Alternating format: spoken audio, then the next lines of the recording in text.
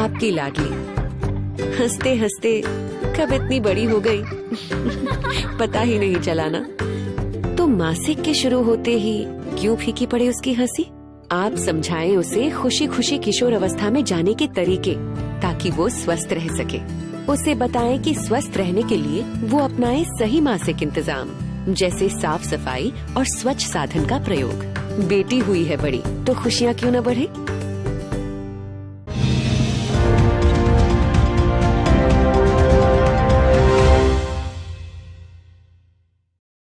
नमस्कार, देवभूमि समाचारों में आप सभी का स्वागत है। मैं हूं आपके साथ प्रियंका मलिक। खबरों पर बढ़ने से पहले एक नजर हेडलाइंस पर। प्रधानमंत्री नरेंद्र मोदी ने उत्तराखंड को दी 18,000 करोड़ की सौगात, कहा विकास की गंगा बहा रही है डबल इंजन की सरकार। उत्तराखंड को बताया देश की कर्म और कठोरता की भूमि। 2022 की बिसात के लिए बीजेपी के चुनावी शंखनाद में पीएम मोदी विपक्ष पर जमकर गरजे। कांग्रेस की तरफ से भी पलटवार, केंद्र की सभी योजनाओं को बताया जुमलेबाजी। बाजपुर में पूर्व मंत्री यशपाल आर्य और संजीव आर्य के काफिले पर बड़ा हमला। समर्थकों के साथ धरने पर बैठे आर्य, हमले को लेकर कांग्रेस में आक्रोश। और रुद्रपुर में रेलवे ट्रैक पर 2 युवकों को सेल्फी लेना पड़ा भारी। ट्रेन की चपेट में आने से दोनों युवकों की दर्दनाक मौत। और अब खबरें विस्तार से। शनिवार की सुबह उत्तराखंड वासियों के लिए कुछ अलग सी रही। शहर की आबोहवा और शहर भर की दीवारों पर भाजपा के पोस्टर ऐसे चस्पाए दिखे कि हर जगह सिर्फ मोदी मैजिक ही नजर आया। उत्तराखंड आए प्रधानमंत्री नरेंद्र मोदी ने आज राज्यवासियों को करोड़ों की सौगात दी है, तो साथ ही मिशन 2022 की बिछी सियासी बिसात में भाजपा की नींव को भी उन्होंने मजबूत करने का काम किया है। देखिए खास रिपोर्ट। उत्तराखंड पहुंचे प्रधानमंत्री नरेंद्र मोदी के स्वागत में देवभूमि भगवा रंग में दिखाई दी। देहरादून के परेड ग्राउंड में प्रधानमंत्री नरेंद्र मोदी ने 18,000 करोड़ की योजनाओं का शिलान्यास और लोकार्पण किया। इनमें 15,728 करोड़ रुपए की 11 योजनाओं का शिलान्यास और 2,573 करोड़ की लागत से तैयार 7 योजनाओं का लोकार्पण किया। पीएम मोदी ने जिन योजनाओं का शिलान्यास किया उनमें शामिल है 8,600 करोड़ की लागत से बनने वाला दिल्ली देहरादून इकोनॉमिक कॉरिडोर भी शामिल है। इसके बनने के बाद दिल्ली से देहरादून की यात्रा 6 घंटे से घटकर करीब 2.5 घंटे में पूरी हो जाएगी।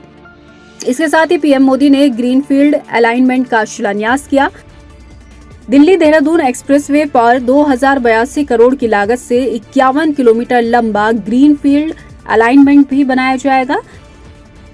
इसके साथ ही लोकार्पित की गई योजनाओं में 1,777 करोड़ मेगावाट की व्यासी जल विद्युत परियोजना मुख्य रूप से शामिल है। ग्राफिक्स के जरिए आपको विस्तार से समझाते हैं कि प्रधानमंत्री मोदी ने किन योजनाओं का लोकार्पण किया और किन योजनाओं का शिलान्यास किया। जिन योजनाओं का लोकार्पण हुआ उनमें 120 मेगावाट की व्यासी जल विद्युत परियोजना शामिल है। ऑल वेदर रोड परियोजना में देवप्रयाग से श्रीकोट तक सड़क का चौड़ीकरण, ऑल वेदर रोड परियोजना में ब्रह्मपुरी से कोडियाला तक चौड़ीकरण और डक्ट निर्माण, ऑल वेदर रोड परियोजना के तहत लामबगड़ में भूस्खलन क्षेत्र का उपचार, ऑल वेदर रोड परियोजना में साकनीधार, श्रीनगर और देवप्रयाग में भूस्खलन क्षेत्रों का उपचार, Himalayan culture centre, state of art perfumery and aroma laboratory Dehradun. वहीं जिन योजनाओं का शिलान्यास पीएम मोदी ने किया उन योजनाओं में 175 किलोमीटर लंबा दिल्ली देहरादून आर्थिक गलियारा करीब 8,600 करोड़ की लागत से तैयार होगा। दिल्ली देहरादून एक्सप्रेसवे हरिद्वार हलगोवा बहादुराबाद तक जुड़ाव, हरिद्वार रिंग रोड मनोहरपुर से कांगड़ी, लक्ष्मण झूला के निकट सेतु निर्माण, देहरादून पांवटा साहिब नजीबाबाद कोटद्वार एनएच का चौड़ीकरण करीब 86 करोड़ की लागत से होगा। बद्रीनाथ धाम में आधारभूत सुविधाओं का विकास करीब 220 करोड़ का, गंगोत्री यमुनोत्री धाम में आधारभूत सुविधाओं का विकास करीब 54 करोड़ से, हरिद्वार मेडिकल कॉलेज करीब 538 करोड़ से, देहरादून में जलापूर्ति सड़क और ड्रेनेज सिस्टम करीब 724 करोड़ की लागत से बनेगा। तो वहीं child friendly city project Dehradun 58 crore की लागत से बनाया जाएगा। करोड़ों की सौगात देकर प्रधानमंत्री नरेंद्र मोदी ने राज्य की जनता के बीच ये संदेश देने की कोशिश की है कि उत्तराखंड का विकास तभी संभव है जब राज्य और केंद्र में बीजेपी की सरकार हो। 2017 में प्रधानमंत्री के डबल इंजन के नारे ने बीजेपी को प्रचंड बहुमत से जीत दिलाई थी, लेकिन 2022 की बिसात के लिए क्या जनता पर वाकई मोदी मैजिक का जादू चलेगा? इस सवाल का जवाब तो भविष्य के गर्भ में छिपा है। देहरादून से टाइम टीवी के लिए आशीष तिवारी की रिपोर्ट। प्रधानमंत्री नरेंद्र मोदी भाजपा के लिए मिशन 2022 की बिछी बिसात की नींव को मजबूत तो कर गए, इसके साथ ही देहरादून में प्रधानमंत्री नरेंद्र मोदी ने राज्य की जनता को करोड़ों की सौगात देकर अपने डबल इंजन के नारे को एक बार फिर से दोहराया। वहीं विपक्ष के लिए भी प्रधानमंत्री के तरकश से कई सियासी तीर निकले। देखिए खास रिपोर्ट। करीब 18,000 करोड़ की उत्तराखंड को सौगात देकर प्रधानमंत्री नरेंद्र मोदी बीजेपी के लिए चुनावी शंखनाद कर गए हैं। सियासी बिसात पर बीजेपी की नींव को मजबूत करने आए प्रधानमंत्री नरेंद्र मोदी ने हर बार की तरह इस बार भी अपने संबोधन की शुरुआत गढ़वाली भाषा में कर राज्य की जनता को लुभाने की भरपूर कोशिश की। पीएम मोदी ने करोड़ों की सौगात राज्य को समर्पित करते हुए कहा कि दिल्ली देहरादून एक्सप्रेसवे हमारे विकास के मॉडल का भी प्रमाण होगा। इसमें एशिया का सबसे बड़ा एलिवेटेड वाइल्ड लाइफ कॉरिडोर भी बनेगा। दीदी भोलिया, चच्ची बोड़िया और भाई बहनों, आप सबू थे प्यारो प्रणाम। मिथे भरोसा है कि आप लोग कुशल मंगल होला। मैं आप लोगों से सेवा लगोड़ छू। प्रधानमंत्री ने जब मंच से बोलना शुरू किया तो उन्होंने डबल इंजन के नारे को दोहराते हुए केंद्र और राज्य सरकार के किए कामों की झड़ी लगा दी। प्रधानमंत्री मोदी ने कहा कि उत्तराखंड के विकास के लिए डबल इंजन की सरकार सर्वोच्च प्राथमिकता है। बीते 5 सालों के कामों को गिनाते हुए प्रधानमंत्री ने कहा कि उत्तराखंड के विकास के लिए 1 लाख करोड़ रुपए से ज्यादा की परियोजनाएं स्वीकृत की गई हैं।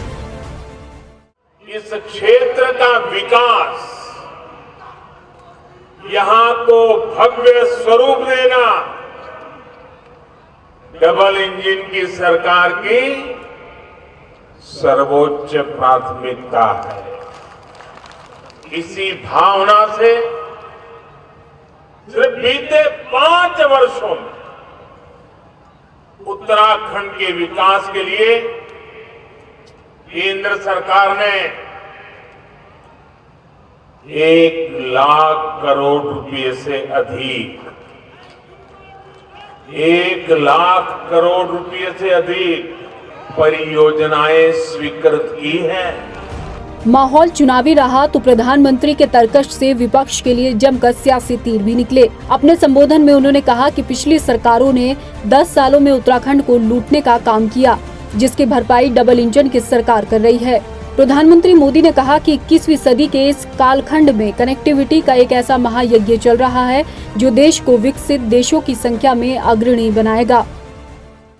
भारत आधुनिक इंफ्रास्ट्रक्चर पर 100 लाख करोड़ रुपए से अधिक के निवेश के इरादे से आगे बढ़ रहा है। आज भारत की नीति गति शक्ति की है, 2 गुनी 3 गुनी तेजी से काम करने की है। सालों साल अटकी रहने वाली परियोजनाओं, बिना तैयारी के फीता काट देने वाले तौर तरीकों को पीछे छोड़कर आज भारत नवनिर्माण में जुटा है। इससे पहले राज्य के मुख्यमंत्री पुष्कर सिंह धामी ने प्रधानमंत्री नरेंद्र मोदी के कामों को सराहते हुए कहा कि केंद्र सरकार ने उत्तराखंड को हर संकट में मदद के लिए हाथ आगे बढ़ाया है। इसके लिए उन्होंने प्रधानमंत्री का शुक्रिया भी अदा किया है। मैं आपको ये विश्वास दिलाता हूँ कि माननीय प्रधानमंत्री जी के नेतृत्व में या उनके मार्गदर्शन में उत्तराखंड की 1.25 करोड़ जनता के सपनों को जब तक सही आकार नहीं दे दूंगा तब तक मैं चैन से नहीं बैठूंगा। विधानसभा चुनाव की दहलीज पर खड़े उत्तराखंड में बीजेपी को मोदी मैजिक की दरकार है। इस बात का अंदाजा प्रधानमंत्री के आज के दौरे के बाद साफ हो गया है। अब बस देखना ये है कि मोदी मैजिक का जादू क्या 2022 के विधानसभा में भी चल पाएगा या नहीं। टाइम टीवी के लिए देहरादून से आशीष तिवारी की रिपोर्ट। वहीं प्रधानमंत्री नरेंद्र मोदी के दौरे को लेकर कांग्रेस ने जमकर हमला बोला है। कांग्रेस ने प्रधानमंत्री नरेंद्र मोदी द्वारा की गई 18,000 करोड़ की योजनाओं को जुमला करार देते हुए कहा कि भाजपा जनता को सिर्फ गुमराह करने का काम कर रही है। प्रधानमंत्री जी ने बहुत लंबा भाषण दिया, मगर उम्मीदें बढ़ाने वाला भाषण, केवल राजनीतिक भाषण दिया, जिस भाषण में जुमलों की बरसात हुई। मगर जुमले सबको मालूम है, जुमले ही रह जाते। डबल इंजन के जुमले का कारनामा उत्तराखंड भुगत चुका है। आज प्रधानमंत्री मोदी उत्तराखंड दौरे पर आए और अपने भाषण के दौरान कई हास्यास्पद बातें कह गए। मोदी जी ने कहा कि 2000 में गठित हुए इस राज्य में जो निर्वाचित सरकार आई उसने विकास के पहिए थाम दिए और ये डबल इंजन की सरकार का कमाल है कि आज विकास जो है सरपट दौड़ रहा है, तेज रफ्तार में दौड़ रहा है। मोदी जी अपने पहले वाले फॉर्म में दिखाई पड़े, वही जुमले, वही लच्चेदार भाषण, क्योंकि मोदी जी का भाषण ही उनका शासन है। वहीं देहरादून पहुंचे प्रधानमंत्री नरेंद्र मोदी के दौरे को लेकर कांग्रेसियों ने विरोध प्रदर्शन भी किया। इतना ही नहीं, प्रधानमंत्री नरेंद्र मोदी के कार्यक्रम को काले झंडे दिखाकर कांग्रेसियों ने अपना विरोध जताया और जमकर नारेबाजी की। इसके मौके पर बीजेपी कार्यकर्ताओं के साथ कांग्रेसियों की धक्का मुक्की भी हुई। वहीं मौके पर पहुंची पुलिस ने प्रदर्शनकारियों को गिरफ्तार भी किया। देखिए, मोदी जी का विरोध प्रदर्शन बिल्कुल हम इसलिए कर रहे थे, महिला कांग्रेस के पदाधिकारी महंगाई के खिलाफ कर रहे थे और जो यूथ कांग्रेस है हमारी वो बेरोजगारी के खिलाफ कर रहे थे। अभी यहाँ के अपने दौरे से 2 दिन पहले उन्होंने 100 रुपए बढ़ा दिए सिलेंडर में, तो ये दर्शाता है कि मोदी जी को आम जन मानस के हितों से कोई सरोकार नहीं है। अब चुनाव आ चुका है और चुनाव से पहले जिस तरीके से आपने पुष्कर सिंह धामी जी को देखा, वो कोरोना प्रोटोकॉल की बातें कर रहे थे। क्या आपको परेड ग्राउंड में कोरोना प्रोटोकॉल का पालन होता नजर आया? वहीं प्रधानमंत्री नरेंद्र मोदी की घोषणाओं को लेकर यूकेडी के केंद्रीय अध्यक्ष ने आरोप लगाया है कि जो घोषणा की है वो सिर्फ कागजी घोषणाएं हैं, लेकिन धरातल पर कुछ नहीं होने वाला है। भाजपा अब तक सिर्फ घोषणाएं ही करती आई है। इसके साथ ही उन्होंने कहा कि पीएम नरेंद्र मोदी की रैली के दौरान कोविड नियमों की जमकर धज्जियां उड़ाई गई। अब ये ऐसे 18,000 करोड़ और ये तो बहुत कुछ हो गया है, ये कागजों में है, घोषणाओं में है, लेकिन धरातल में क्या है ये तो अभी किसी को पता नहीं है। और मोदी जी आज 1 लाख लोगों को यहाँ इकट्ठा किए। क्या उत्तराखंड को नए ओमिक्रॉन वेरिएंट के हवाले करके चले गए मोदी जी? हमको 18,000 करोड़ तो जब कब मिलेगा, क्या मिलेगा, वो तो बात की बात है, मिलने का भी मुश्किल है। लेकिन यहाँ कोरोना फैला के चले गए हैं, तो उसकी जवाबदेही किसकी होगी? वहीं प्रधानमंत्री नरेंद्र मोदी के दौरे को लेकर डीएवी कॉलेज में भी एनएसयूआई संगठन ने विरोध प्रदर्शन किया और पीएम मोदी गो बैक के नारे भी लगाए गए। प्रदर्शनकारियों ने प्रधानमंत्री पर वादा खिलाफी का आरोप भी लगाया। वहीं इस मौके पर पहुंची पुलिस ने प्रदर्शनकारियों को गिरफ्तार भी किया। बाजपुर में पूर्व कैबिनेट मंत्री यशपाल आर्य और पूर्व नैनीताल विधायक संजीव आर्य की गाड़ी पर बड़ा हमला हुआ है। सूत्रों से मिली जानकारी के मुताबिक पूर्व जिला पंचायत सदस्य कुलविंदर सिंह किंदा के समर्थकों ने यह हमला किया। आपको बता दें कि बाजपुर में सैकड़ों लोग कांग्रेस की सदस्यता ग्रहण करने वाले थे और इसी कार्यक्रम में यशपाल आर्य और उनके बेटे संजीव आर्य भी शामिल होने के लिए पहुंचे थे, लेकिन रास्ते में ही पूर्व कैबिनेट मंत्री यशपाल आर्य को काले झंडे दिखाकर विरोध शुरू कर दिया गया। वहीं इस घटना के बाद यशपाल आर्य और उनके बेटे संजीव आर्य के साथ सैकड़ों की संख्या में समर्थकों ने कोतवाली में धरना प्रदर्शन किया और कार्यवाही की मांग की गई। इन लोगों का कोई न दल होता है, न जाति होती है, न धर्म होता है। ये भी आप जानते हैं कि कौन लोग थे। हो सकता है कि कांग्रेस के भी लोग कुछ का हाथ है। आजकल कुलविंदर सिंह किंदा जैसा अपराधी किसके साथ है? ये भी एक सभी को मालूम है किसके साथ है, सभी जानते हैं किसके साथ है, कौन है, सब जानते हैं। आज ये तकरीबन 10:30-11 बजे के आसपास की बात है कि माननीय यशपाल आर्य जी का कोई सदस्यता अभियान यहाँ चल रहा था बाजपुर में। तो उसमें इनके द्वारा आरोप लगाया गया है कि कुछ लोगों के द्वारा उसमें व्यवधान किया गया है और इनका जो काफिला था और इनके कुछ व्यक्तियों के द्वारा जो है मारपीट की गई है। तो उसी संबंध में इनके समर्थक इनके साथ जो है थाने आए थे और इनके द्वारा जो है इस संबंध में एक तहरीर दी जा रही है। तो उस तहरीर पर जो है पुलिस अपनी जो है बाजपुर में जो है विधिक कार्रवाई अपनी कर रही है। 2022 की बिसात बिछने से पहले ही कांग्रेस और बीजेपी में दल बदल की राजनीति का खेल खूब खेला जा रहा है। इस सियासी खेल के बाद सूबे की 5 विधानसभा सीटों पर समीकरण अब पूरी तरीके से बदले जा चुके हैं। कौन सी वो सीटें हैं जिन पर चुनाव में असर देखने को मिलेगा और नफा नुकसान के लिहाज से सियासी दल कैसे डैमेज कंट्रोल करेंगे, इस पर देखिए हमारी खास रिपोर्ट। उत्तराखंड में चुनावी साल में बीजेपी और कांग्रेस में हुए दल बदल के बाद सियासी दलों के राजनीतिक दांव से विधानसभाओं के समीकरण बदलते नजर आ रहे हैं। बीते दिनों 5 विधायकों ने पाला बदला है। इससे क्षेत्रीय समीकरणों पर असर दिखने लगा है।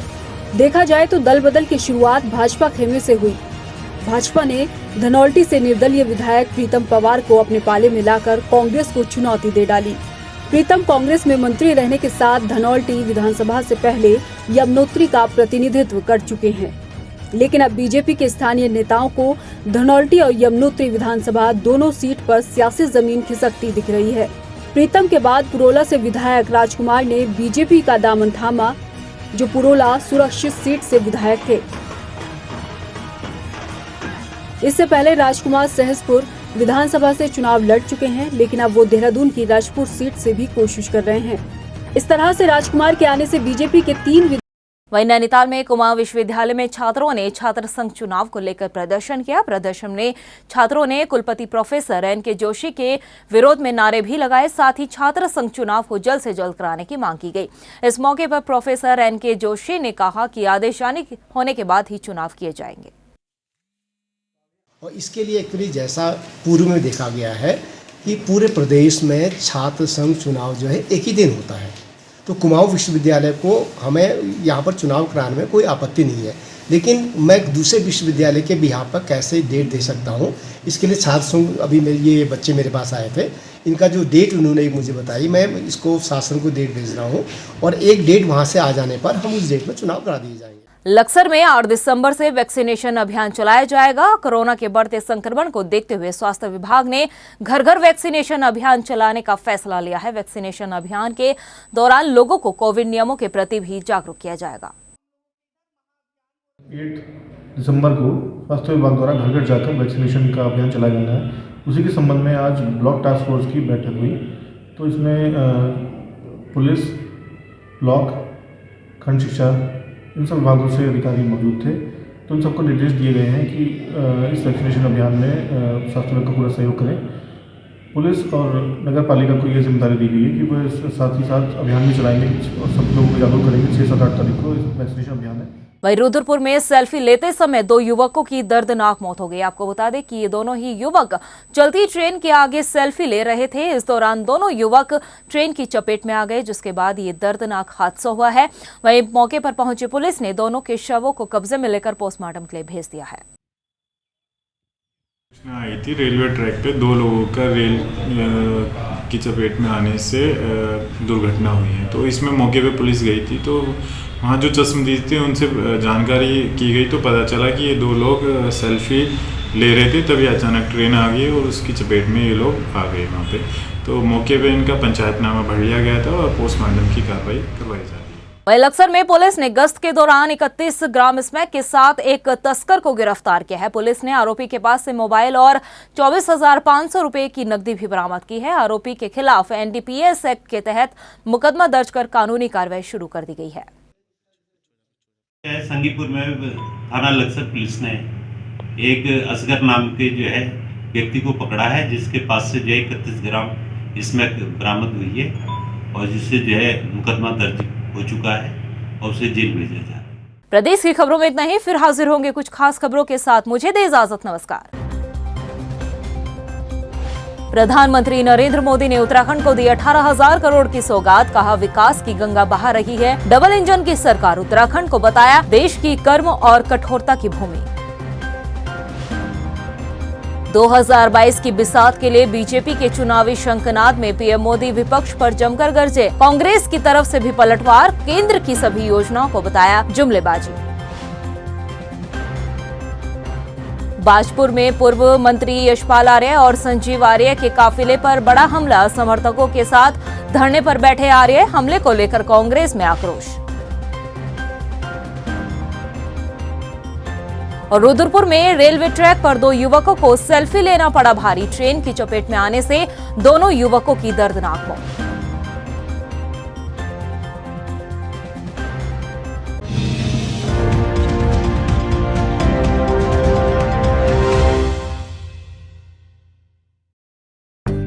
आपकी लाडली हंसते हंसते कब इतनी बड़ी हो गई पता ही नहीं चला ना। तो मासिक के शुरू होते ही क्यों फीकी पड़े उसकी हंसी? आप समझाएं उसे खुशी खुशी किशोर अवस्था में जाने के तरीके, ताकि वो स्वस्थ रह सके। उसे बताएं कि स्वस्थ रहने के लिए वो अपनाए सही मासिक इंतजाम, जैसे साफ सफाई और स्वच्छ साधन का प्रयोग। बेटी हुई है बड़ी तो खुशियाँ क्यों न बढ़े।